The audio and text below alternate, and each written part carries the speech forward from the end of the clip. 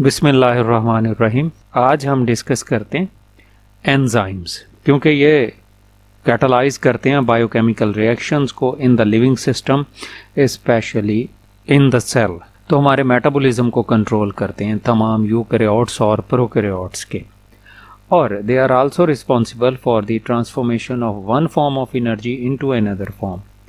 इनकी इम्पोर्टेंस का आप अंदाज़ा इससे लगा लें कि ह्यूमन जीनोम में 1/4 जीन्स जो हैं, हमारे जीन्स का चौथा हिस्सा जो है वो एंजाइम को एनकोड करने के लिए है। कितने ज़्यादा जीन्स जो हैं कि हर चौथा जीन्स जो है वो एंजाइम की फॉर्मेशन में या एंजाइम की कोडिंग में रोल प्ले कर रहा है। और जैसा कि हमें पता है, मोस्ट ऑफ द एंजाइम्स जो हैं they are protein in nature. Nearly all enzymes के जितने भी नॉन एंजाइम हैं सारे तकरीबन प्रोटीन इन नेचर हैं, विद अ फ्यू एक्सेप्शंस। बस प्रोटीन की मोनोपोली नहीं है एंजाइम के ऊपर, क्योंकि हमारा ख्याल है कि आरएनए मॉलिक्यूल जो हैं वो भी बायोकैटलिस्ट के तौर पर एक्ट करते हैं।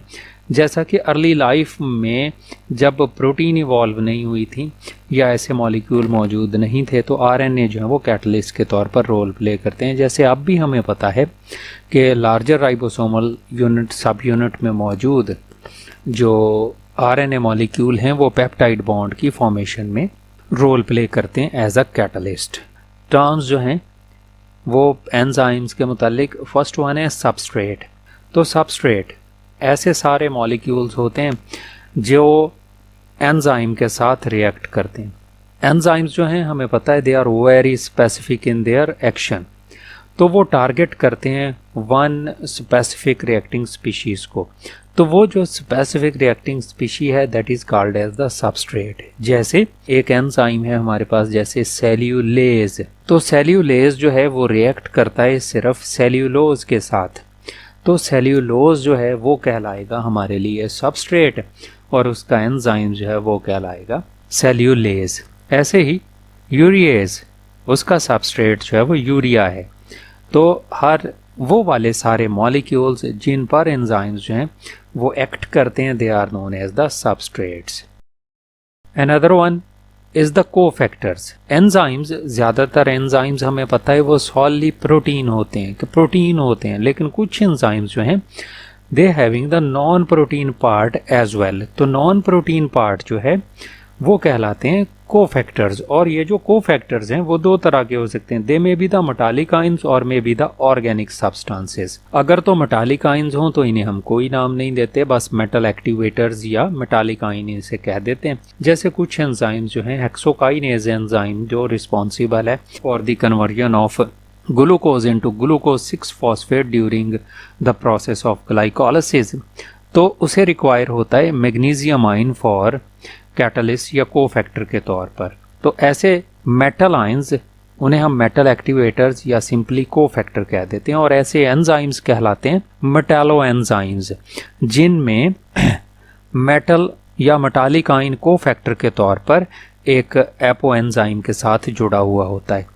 एपो एंजाइम ऐसी कंडीशन होती है जिसमें एंजाइम जो है वो अपने कोफैक्टर के बगैर प्रेजेंट हो। तो ऑर्गेनिक सब्सटेंसेस अगर एंजाइम की हेल्प कर रहे हैं other than that of the protein organic substances की बात हो रही है, तो वो सारे कहलाते हैं को एंजाइम। और को एंजाइम्स जो हैं समटाइम्स दे में टाइटली बाउंड। तो अगर तो टाइटली बाउंड हो को एंजाइम, ऐसी कंडीशन, ऐसे को एंजाइम जो हैं वो कहलाते हैं फिर प्रोस्थेटिक ग्रुप्स।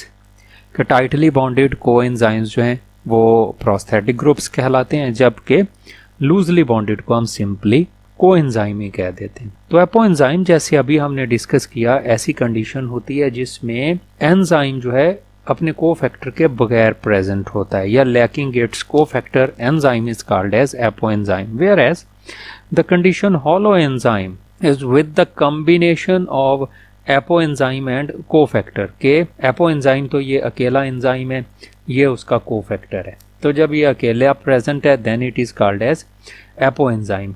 लेकिन ये हमारा एंजाइम है और ये इसका कोफैक्टर है। दोनों अब कंप्लीट या हॉलो एंजाइम बने पड़े हैं, तो कंप्लीट एंजाइम जो है वो कहलाता है हॉलो एंजाइम। ऐसे ही एंजाइम्स जो हैं वो अपनी स्पेसिफिक रीजन से, एक स्पेसिफिक साइट से, जैसे ये अगर हमारा एंजाइम हो तो सारे का सारा सबस्ट्रेट के साथ एक्ट नहीं करेगा, वो अपनी स्पेसिफिक साइट से सिर्फ जो है सबस्ट्रेट के साथ रिएक्ट करता है। तो ये वाली इतनी इतनी इसकी साइट जहाँ से ये फिट आता है एंजाइम में, that is called as active site. तो इतना इतना रीजन जो है that is responsible for interacting with the reacting molecule. तो कुछ एंजाइम्स जो हैं they always release in the form और इन देयर इनएक्टिव फॉर्म। तो उनकी जो इनएक्टिव फॉर्म है that is called as proenzyme और ज़ाइमोजिन फॉर्म। इनएक्टिव फॉर्म जैसे पेप्सिन जो है वो एक्टिव फॉर्म है एंजाइम की, ये हमेशा रिलीज होता है इन the form of pepsinogen from the gastric glands, क्योंकि अगर ये एक्टिव फॉर्म में रिलीज हो तो ये डाइजेस्ट कर सकता है हमारे स्टमक को। तो फिर ये पेप्सिनोजिन जो है फर्स्ट कन्वर्ट होता है पेप्सिन में जब तक हमारा स्टमक अपने गिर्द प्रोटेक्टिव लेयरिंग बना लेता है ताकि पेप्सिन जो है उसकी प्रोटीन को डाइजेस्ट या प्रेसिपिटेट ना करवा पाए। तो सम एंजाइम्स जो हैं they release in their inactive form, और उनकी इनएक्टिव फॉर्म जो है ज़ाइमोजिन या प्रो एंजाइम फॉर्म कहलाती है। तो ये कुछ बेसिक टर्म्स हैं एंजाइम्स के मुतालिक। नेक्स्ट लेक्चर में हम इंशाल्लाह डिस्कस करेंगे a few things about the properties of enzymes.